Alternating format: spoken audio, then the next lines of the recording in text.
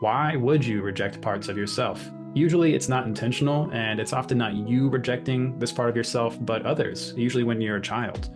All you have to do to reject a part of yourself is accept when somebody else does. And while everyone's shadow is unique, there are many common traits that most people have in common in their shadow. Stuff like confidence, assertiveness, strong boundaries, things that are strengths in modern adult life. But when those tendencies start to show up as kids, they don't always look healthy or self-serving, and a lot of parents don't want their kids being stubborn, assertive, and having strong boundaries when they're trying to teach them how to live, or how to live like they do. A good way to imagine the shadow comes from the poet and author Robert Bly, who teaches a way of imagining the shadow as a big bag that one carries behind them all their life. And the first things that go in the bag are the aspects of yourself that weren't easily accepted or were outright rejected by the world and those who raised you. And a lot of that stuff is not going to be unique to you because all children are born with hundreds of thousands of years of wild instincts that, without regulation, don't gel well with modern suburban life or just modern life. Imagine kids drawing on the walls of a home with crayons and dad coming home from work to see this, right?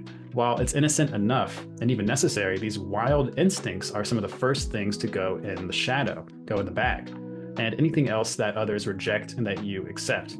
Like when your teacher tells you that you're not good at math, or you'll never amount to anything, or that you can't do this, those things, when you can't process them as a child, go right in the bag and become something that you have to deal with later as an adult.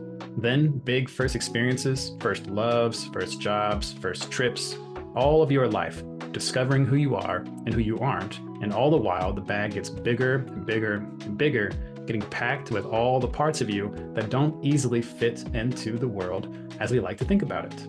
Not having access to parts of yourself is punishment enough, but these aren't just accessories to you, they are living, conscious parts of yourself, and just because somebody's rejected them or you've accepted that rejection doesn't mean they're not a part of you anymore. It just means that you're disconnected from them, and there's a cost to being disconnected from parts of yourself.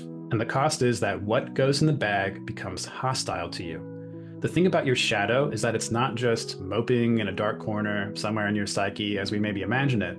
It's a conscious, intentful, and rightfully pissed part of you.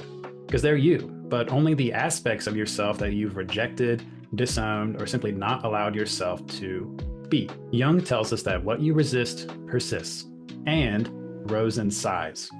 The growing in size part is the bigger problem.